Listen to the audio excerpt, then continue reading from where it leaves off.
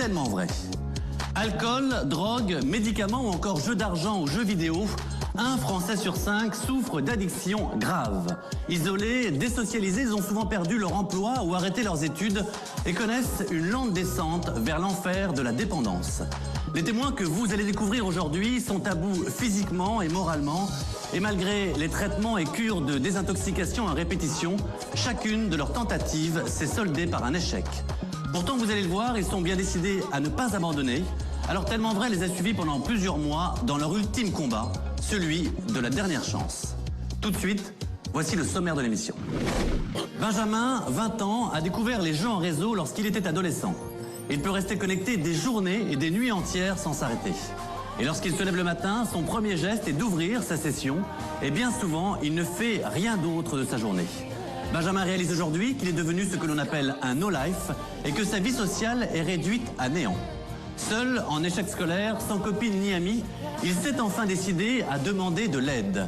Et devant les caméras de Tellement Vrai, il va tenter de se soigner en entamant une forme de thérapie plutôt insolite, l'équithérapie, un soin psychique fondé sur la présence du cheval. Moi, tous les matins, je me lève et j'allume mon ordinateur, c'est un réflexe. Et puis après, déjeuner si j'ai faim ou si j'ai pas faim, je reste sur l'ordinateur et c'est parti pour une journée. Addiction, un combat de tous les jours, un documentaire signé Sigrid Clément. Alcool, drogue, médicaments ou encore cigarettes, un Français sur 5 fait partie de la grande famille des dépendants. À côté des addictions classiques, s'ajoutent maintenant de nouvelles formes de dépendance. Plus besoin de substances chimiques pour être accro, les jeux d'argent, Internet ou les jeux vidéo peuvent eux aussi rendre dépendants. Benjamin, Ingrid et Laurent ont eux décidé de dire stop. Ils souffrent tous les trois d'une addiction et sont résolus à se soigner. À 20 ans, Benjamin fait partie des 10 000 joueurs en France dépendants aux jeux vidéo. Il passe des nuits et des jours sur son ordinateur, délaissant ses études et sa vie sociale. Et généralement, quand je l'éteins, je suis vraiment fatigué, je suis vraiment à bout, donc je regarde vraiment pas loin. À 20 ans, Benjamin vit à Montpellier où il est étudiant. Mais il est surtout un joueur assidu de jeux vidéo en réseau.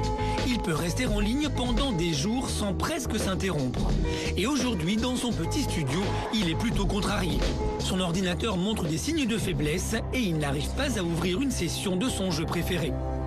Si c'est pas l'ordi, c'est le jeu qui a décidé de... Qu'est-ce que c'est que ce bordel? Quand j'essaie de me connecter, il me dit qu'il y a un problème avec la mise à jour ou je sais pas quoi, donc... Bon là je vais essayer une fois de plus de le réparer, mais bon...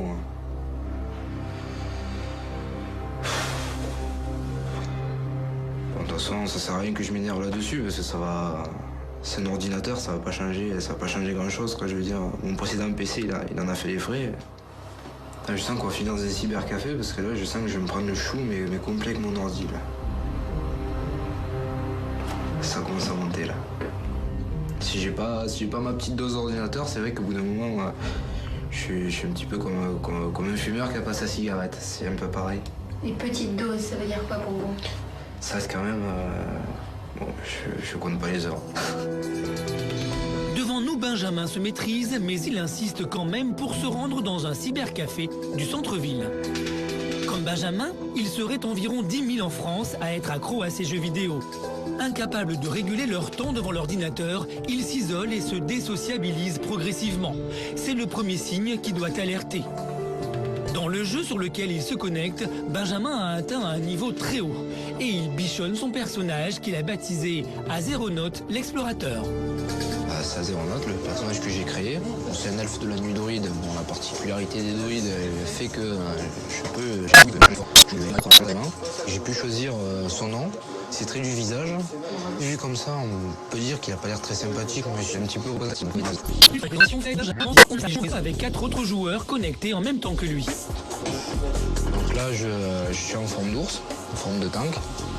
Je vais essayer de tuer ces deux-là, là.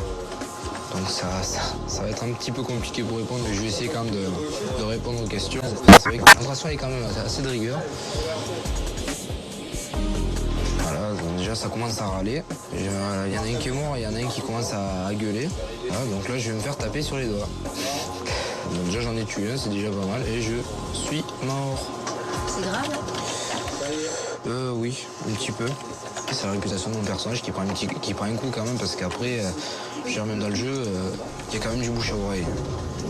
Déconcentré par nos questions, la réputation de Benjamin, alias Azéronaute l'explorateur, en a donc pris. Et voilà, c'est décompressé. Oui, c'est sûr, il y a ce sentiment de réussir tout ce qu'on entreprend comparé dans la vraie. Ça va, tout va bien, on est vraiment content, on est vraiment heureux. C'est qu'on n'a pas trop ce sentiment-là dans la vraie vie. Pour aujourd'hui, c'est donc un Benjamin content et vraiment heureux que nous laissons à son jeu dans un cybercafé. Mais pour lui, c'est bientôt l'heure des prises de conscience car le jeu commence à... Il est presque 10 h du matin. Alors que ses camarades de fac sont déjà en cours, Benjamin se réveille à peine. Inscrit en histoire et archéologie, il n'a pas mis souvent les pieds dans un amphi depuis plusieurs mois. Moi, tous les matins, je me lève et j'allume mon ordinateur, c'est un réflexe. Et puis après, déjeuner si j'ai faim ou si j'ai pas faim, je reste sur l'ordinateur et c'est parti pour une journée. À quelle heure vous avez éteint l'ordinateur hier? J'ai éteint mon ordinateur à... 3 h du matin, je crois. Ouais, 3 h du matin, ouais. Je suis pas sûr parce que... Généralement, quand je l'éteins, je suis vraiment fatigué, je suis vraiment à bout, donc je regarde vraiment pas loin. Il y a des fois où je m'endors sur le clavier. C'est un peu comme si Benjamin vivait en couple avec son ordinateur. Parfois, oui, parfois. Mon ex notamment, c'est vrai qu'elle me le disait, mais souvent, on se prenait un peu la tête là-dessus. Que je restais trop sur l'ordinateur et...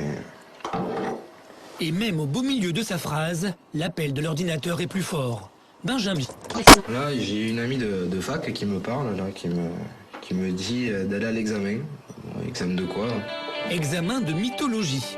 Benjamin le sait très bien, un partiel aujourd'hui. En gros, elle me fait la leçon de morale. Elle me dit, va ton examen. La vie sociale de Benjamin se résume à ses petits échanges via Internet. Mais les contacts virtuels ne se transforment plus en rencontres réelles. Benjamin s'est petit à petit refermé sur son ordinateur et même sa petite amie en a eu assez. Maintenant, on n'est plus ensemble. Donc. Et c'est vrai que je me sens seul. Oui, je peux dire ça, je me sens vraiment seul. Donc le réseau social me permet quand même d'avoir... de parler à des gens, Benjamin s'est progressivement isolé. Il commence à réaliser qu'il est devenu cyberdépendant. Moi, je trouve que c'est... Pour moi, je trouve que c'est quand même une drogue. Parce que si je n'ai pas Internet, s'il n'y a pas une raison valable, je me mets dans tous mes états. Avec cette rupture aussi de vie sociale, c'est là où j'ai pris conscience et faut dire stop. Donc là vraiment, j'ai envie d'arrêter. Et pour arrêter, Benjamin sait qu'il a besoin d'aide. Il a décidé d'essayer une thérapie plutôt originale. Benjamin va rencontrer une spécialiste des addictions qui travaille avec des chevaux. Par ce froid matin d'hiver, Benjamin a rendez-vous dans un haras de la région parisienne. Pour lui qui reste le plus souvent à la maison devant son ordinateur, c'est un changement de cadre assez radical. Bonjour, Benjamin. Sonia, enchantée. On va aller dans la salle pour faire l'entretien? Allez, c'est parti. Sonia est venue l'accueillir. Elle est équithérapeute. Elle travaille avec les chevaux pour traiter certains troubles psychologiques et notamment les addictions. Mon problème déjà, il a commencé déjà à l'âge de 16 ans à peu près, 16 ans et demi. Jusqu'à aujourd'hui, j'y joue toujours. D'accord. Ça peut être 15 heures par jour, 15 heures dans la journée? Ouais, facile. Ouais. Qu'est-ce que vous pouvez me dire sur votre vie sociale? J'essaie d'avoir fait, j'aimerais retrouver une vie sociale normale, rencontrer des gens dans la rue, autre que sur Internet. Vous n'avez plus de vie sociale, plus d'amis? C'est là où je me dis, mais il y a un problème. Comment ça se fait que tout le monde voit ses amis, tout le monde sort, et moi, comme un con, je reste sur mon ordinateur le soir super. Ouais. Sonia passe ensuite en revue l'histoire familiale de Benjamin. Enfant de parents divorcés, il a eu du mal à trouver sa place dans les nouvelles familles recomposées par ses parents et manque énormément de confiance en lui. Et devant une petite question toute simple, Benjamin perd tous ses moyens. Comment vous gérez vos émotions? Mes émotions, c'est-à-dire... Qu'est-ce que pour vous une émotion? Avez-vous des émotions? émotions, plus ou moins, oui. Lesquelles? Je sais pas trop. Question piège. C'est pas une question piège, je pense que on va aussi travailler sur les émotions. Bon, on va aller te chercher, on va aller en manège. D'accord. C'est maintenant l'heure du premier contact avec un gambe, le cheval avec lequel Benjamin va travailler. Alors, en général, on commence les séances par un petit pansage. Ça permet aussi d'être au contact du cheval. Petit quoi? Pansage, c'est-à-dire qu'on va brosser l'animal. C'est normal? Oui. Benjamin est perplexe. Il a du mal à voir le rapport qui existe entre son problème de jeu vidéo et un cheval. Mais en bon élève, il accepte néanmoins de se prêter aux exercices. Sur les côtés aussi ou... C'est vous qui voyez. Je sais pas, je connais pas les chevaux, donc... Et Sonia revient à la charge avec ses questions sur les émotions. Est-ce que vous ressentez une émotion? Pas tellement. On y reviendra. Toujours pas d'émotion, mais dès la prochaine séance, Benjamin va réaliser que faire obéir un cheval n'est pas donné à tout le monde. Pour terminer, c'est l'heure du goûter d'un gambe. Je lui donne combien de morceaux à peu près? Comme vous le sentez. Moi, c'est non-stop, hein. Est-ce que ça reflète pas un petit peu? Si, ça reflète un petit peu ma personnalité quand je joue. Vivre Voilà. relaxé, même sur l'ordinateur surtout aussi. Pas vivre savoir relaxé. s'arrêter. Voilà. Alors. Et pas savoir se mettre des limites aussi. Ouais. Un petit détail a fait ressortir le comportement excessif de Benjamin et le jeune homme n'en est pourtant qu'au début de ses prises de conscience. Pour Benjamin, l'équithérapie se poursuit. Ce matin pourtant, il n'a pas l'air dans son assiette. Et les consignes de Sonia le laissent carrément perdu. Tu as un panier ici, Oui. avec différents objets. D'accord. Et dans ce panier, Benjamin doit choisir des objets qui pourraient représenter son monde. Qu'est-ce que c'est que ce truc? Ça dégage. Ça dégage. Benjamin passe le contenu en revue, mais entre les tissus, les poupées et divers accessoires en plastique, peu d'objets trouvent grâce à ses yeux, à part un ballon et une mystérieuse pochette. C'est effectivement une pochette CD. Ça représente mon quotidien, mon ordinateur, tout ce qui est jeu, etc. Et c'est là que les choses Avec se ces corsent. objets, Ouais. Je vais te demander de construire ton monde avec les Construire mon objets monde. et avec ce que tu trouves dans le manège. Construire mon monde. Wow. Benjamin fait la grimace, il ne voit pas où Sonia veut en venir et se demande un peu ce qu'il fait là. Franchement, à vue d'œil, je vois vraiment rien qui pourrait représenter mon quotidien. Lâche un peu. Lâche et essaye de voir comment tu le sens. Je vois pas le truc en fait. Se lâcher quand on se sent ridicule, c'est effectivement compliqué et il faut encore plusieurs minutes pour que Benjamin accepte de délimiter son univers. Pour moi, c'est ça. Pour moi, c'est des endroits où je me sens bien. Voilà. C'est où? Moi, c'est le genre de coin comme ça, je me sens bien. Donc, j'imagine que là, Là, c'est chez moi. Donc, je me sens bien dans tous ces genres de petits... Dans ce genre de coin comme ça, je me sens bien. Instinctivement, Benjamin s'est mis tout seul au piquet. Et même s'il en sourit, cela fait remonter de très mauvais souvenirs. Ça a toujours été le lieu où... J'ai toujours été mis à l'écart, donc ça fait... Je sais pas. c'est quelque chose que tu as pu vivre étant petit? Ouais. Qu'est-ce que ça peut représenter aussi le fait de se mettre dans un petit coin comme ça? S'exclure de Oui. S'exclure de tout. S'exclure. Voilà. Ok. De quelle manière tu t'exclus? Ça y est, j'ai compris. Oui, je m'exclus dans mon jeu.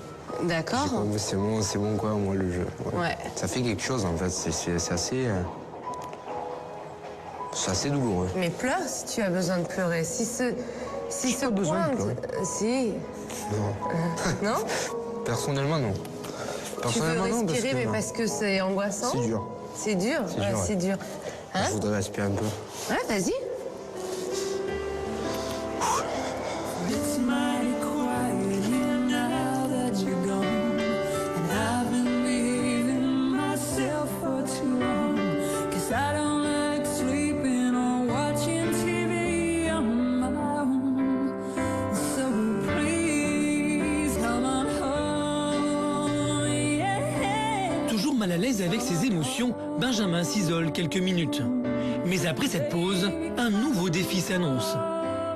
Le cheval Ouais, va représenter ton addiction, ouais, le jeu, d'accord. d'accord? Il va falloir que tu l'empêches de rentrer dans ton monde. D'accord. Parce que tu n'en veux plus maintenant. Ok. D'accord? Et le hic, c'est que le repas d'Ingambe est dans ce seau. Il n'a pas le droit de rentrer dans ton monde.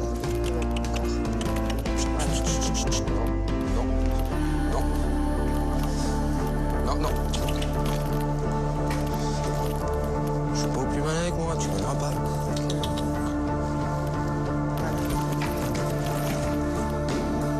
Oh là. Alors que Benjamin tient bon, progressivement le cheval finit par se calmer. Qu'est-ce qui fait qu'il est plus calme autour de toi que tout à l'heure? Oui, je suis plus calme. Oui. Je maîtrise la situation. D'accord. Ah, qu'est-ce qui se passe? Bah, il Qu'est-ce s'en que va. fait le cheval? Bah, il s'en va, il a compris. Il a compris, il lâche l'affaire. Finalement, Benjamin peut donner à manger à Ingambe, mais à l'extérieur de son monde. Il comprend alors toute la portée des exercices.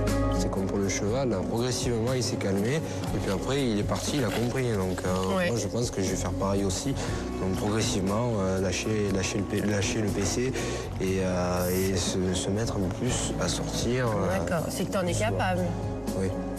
Oui, moi C'est- personnellement si t'as je me sens réussi, capable. là, c'est Personnellement oui, j'ai envie, je suis motivé à 100%. D'accord. Au fur et à mesure des séances, Benjamin enchaîne les prises de conscience, mais il reste un point qui coince. Il refuse de montrer ses émotions et Sonia va tout faire pour que ça change.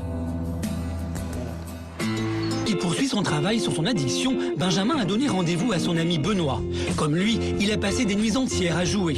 Mais aujourd'hui, il s'en est sorti et a complètement décroché. Le jour où tu m'as dit que tu as arrêté définitivement, waouh, c'est là où je me suis dit, putain, il arrête, waouh, comment il fait?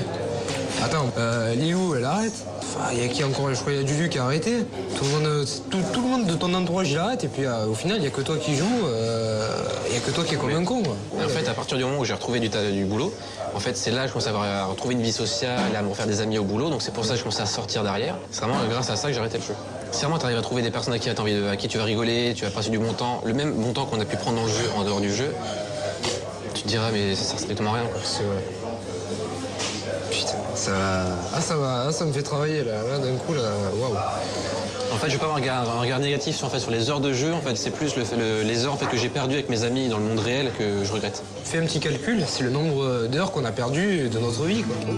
Ce soir, c'est un début de vie sociale qui recommence pour Benjamin. Aujourd'hui, dernière séance de travail avec Sonia. L'objectif du jour, c'est la relaxation et le lâcher-prise, un point avec lequel Benjamin a bien du mal, comme pour les émotions. Et dès la mise en place de l'exercice, c'est plutôt mal parti. Là, peut-être, voilà. Voilà. Parfait. Ouais, j'ai l'air ridicule. T'es déjà monté sur un cheval? Vite fait. Allez, Je sens qu'on va rire là. vas-y. C'est sur une vidéo gag. Voilà. Parfait. Bah, très bien. Super. Je vais ressembler J'ai mal un au peu. cul. Oh là là. Je vais te proposer Ah ouais? de t'allonger. Alors, on va essayer de rester allongé Ouais. et être en mouvement. Ça va? Je te tiens. Putain, non mais c'est l'arrière, je pars en couille complet. Le devant ça va, mais c'est l'arrière. Ouais. Là, il donne du cul, je pars à droite et à gauche, j'arrive pas. Là, Benjamin n'est vraiment pas à son aise. Sonia lui propose donc une position en théorie plus relaxante. Comme ça? Ouais. Oh, putain. La tête sur le côté. Je suis dans la merde. Voilà, c'est pour ça qu'il faut que tu recules un peu tes fesses. J'ai un toucher rectal. Je te tiens, d'accord? Pas de lâcher prise en vue, mais c'est un fou rire qui s'empare de Benjamin. Voilà.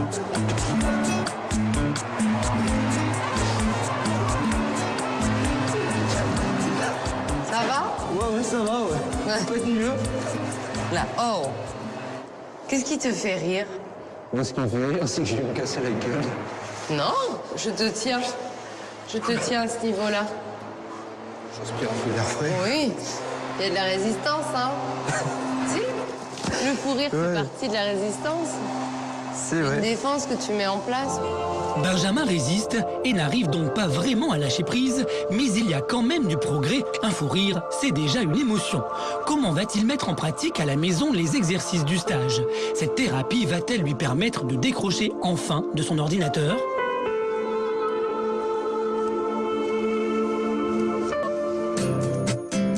Avril 2010, 3 mois ont passé depuis la fin du stage d'équithérapie de Benjamin. C'est l'occasion d'un petit bilan sur son problème de jeu et sur la thérapie qu'il a suivie. Mon addiction au jeu, ça va beaucoup mieux depuis. Ça va beaucoup mieux depuis la dernière fois. J'arrive à amplement maîtriser la situation depuis le temps. Ce qui m'a beaucoup marqué comme exercice, c'est le fait de protéger la nourriture face au cheval. Ouais, il y a eu des déclics, ouais. Le fait déjà de savoir comment s'y prendre et aussi d'aller de l'avant, quoi, de se mettre des pieds au cul et d'aller de l'avant. Et qu'est-ce que c'est ça là? Ah ben ça c'est la console que j'utilise seulement aux toilettes, mais bon ça je considère pas ça comme une addiction puisque les toilettes, je vais pas dire que je joue plus du tout, mais j'ai plus envie de jouer.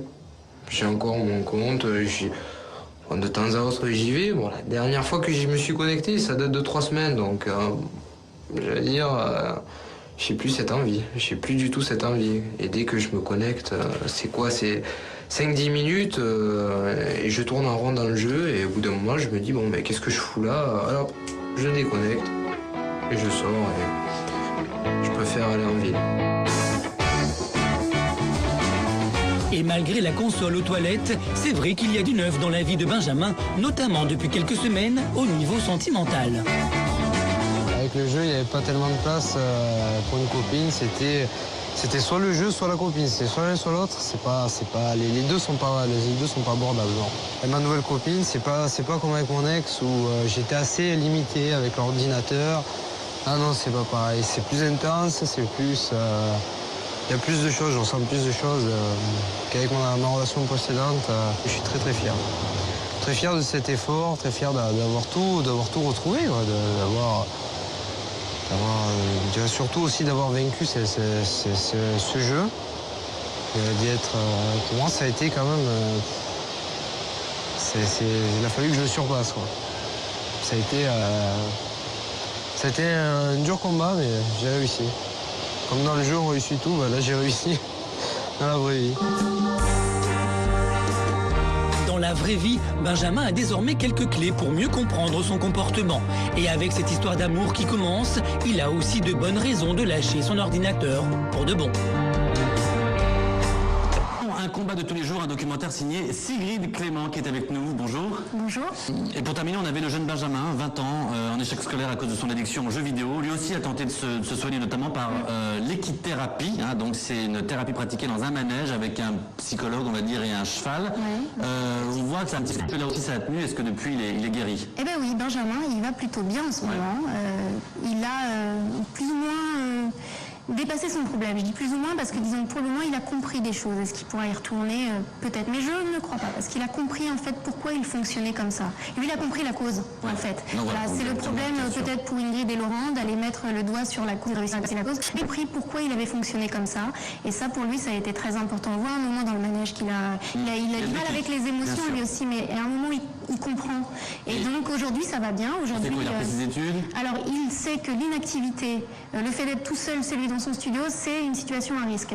Effectivement, la solution de facilité, c'est j'allume mon ordi, je me connecte et puis après je suis absorbée là-dedans. Donc là, il s'est dit, bon, ben, je m'inscris dans une agence d'intérim et je bosse. Comme ça, au moins, j'ai des choses, je me sens utile, je gagne de l'argent et je n'y penserai plus.